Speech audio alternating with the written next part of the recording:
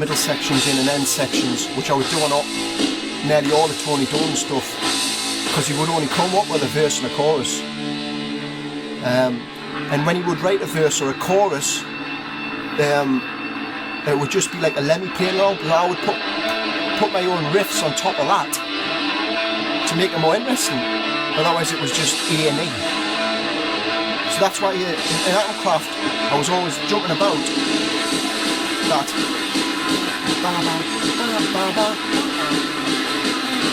Just to make it more interesting, because it's just going A.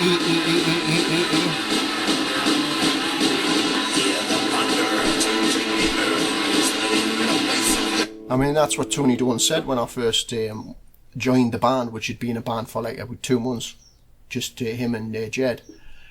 He thought he was impressed by the way I was dancing about and putting riffs to stuff over his,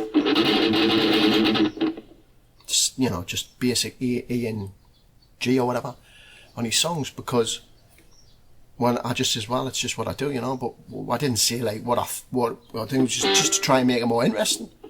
I mean, he was a good songwriter, but I had to colour the sound.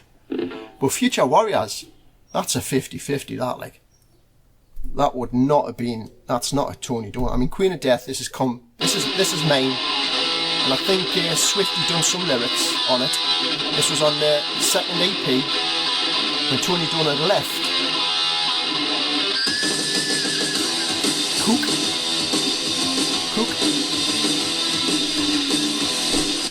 That's fucked up, isn't it? Now what do you think about that? Isn't that totally fucked up? Would you be pissed off with that? If you were a guitarist and a songwriter, would you be pissed off with that? You'd kill him, wouldn't you? You'd absolutely kill him. Jesus. Dance of the Immortals, this is my song. I think, again, when I say it's my song, I would either come up with the lyrics or some of the lyrics, but I'd certainly have the melody to go with the riffs. And Swifty would put on lyrics. And I always thought me and Swifty could have been a good partnership, I thought we could have been really good. But obviously I'd had enough by 89 and I left. But this was one of the last songs I got written. I bet you this has got Cook on it. Jed Cook the drummer. If it has,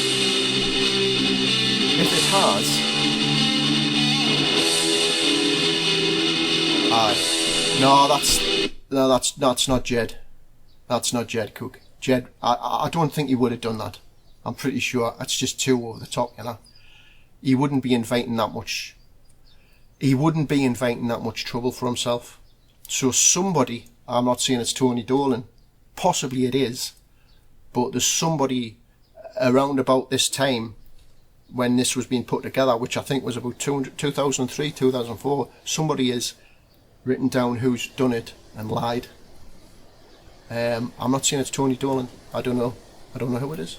Somebody has,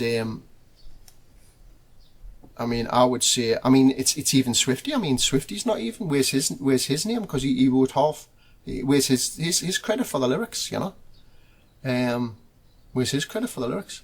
This album certainly, it feels, this compilation feels Tony Dolan heavy, song-wise. Certainly Tony Dolan would insist on Demolition Boys and all this sort of stuff. It feels Tony Dolan heavy, if you are putting a set list together. He might regret that now, He might regret that now, There was a lot going on, about 15 years ago. There's a lot of animosity between the internet was just starting to break, 15 years ago, and there was a lot of bands getting back together, and middle-aged men getting back together, doing their old metal bands and that, because of the internet. And I think everybody, there was a lot of still a lot of bad blood amongst bands, and it was a bad idea, really. If you didn't get on then, you weren't going to get on when you came back together as middle-aged blokes. I mean, your girlfriends and wives would have thought you were great, but the arguments would have still been there. But wow, that's pretty insane, that. So I don't know what to say there, like, I don't know what to say. What I was going to do is I was going to run through these songs, you know, and try and remember the riffs, but that sort of spoiled it, really. You know, that's the thing about Atomkraft. I would like it to be, I'd like to somehow, I mean, there were good times when we were on tour, but there's so much backstabbing, bitching stuff going on like this. For me, it's pathetic, you know. It just spoils the whole thing. I shouldn't let it, like. Warzone. I'll see if I can remember the riffs on this. This was pretty much. This was like Warzone was like Main and Tony's. That would have been put together sitting in my bedroom. Warzone, Future Warriors and a few others, and that would have been a 50-50, but then Tony Dolan's got his lyrics on top of that. It will have Tony Dolan written on it here, because it apparently Jed, the drummer, only writes May songs and Swifty songs. It's definitely not Jed doing that, like. And I suppose a funny story about Warzone is when we're in the studio recording it. Keith Nicol, the producer, I wanted bombs going off because of the song Warzone, and I says I want bombs going off in it, and Keith says, right, we finished the song. He says, where do you want the bombs put, like the effects? So, like, he's thinking just at the start or at the end or something. I says, no, put them all the way through. And Dolan started laughing, and Keith said, you can't put them all the way through. And Dolan says, no, it's a great idea. He was laughing, and I just thought, where it's a war zone, and the song's playing as if the band are stood with bombs going off everywhere. So that's why you hear bombs going off all the way through. You didn't want to get too precious about your music, you know. So I just bombs going off all the way through. So that's what they've done, and it's quite funny, really. The only problem is you couldn't hardly hear the song for the bombs. See if I can remember this.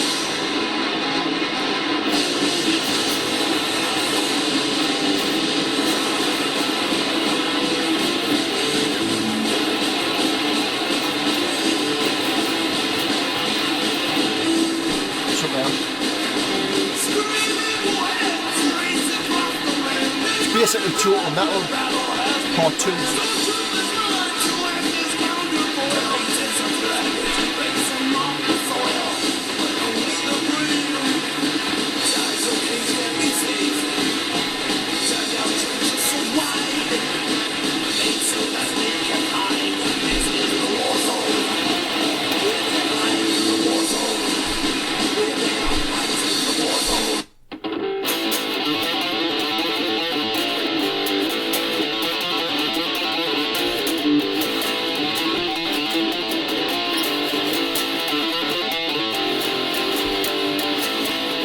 That was a riff.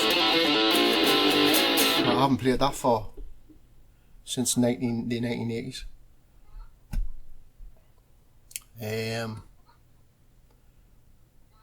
I don't even want to click on any Tony Dolans now, like.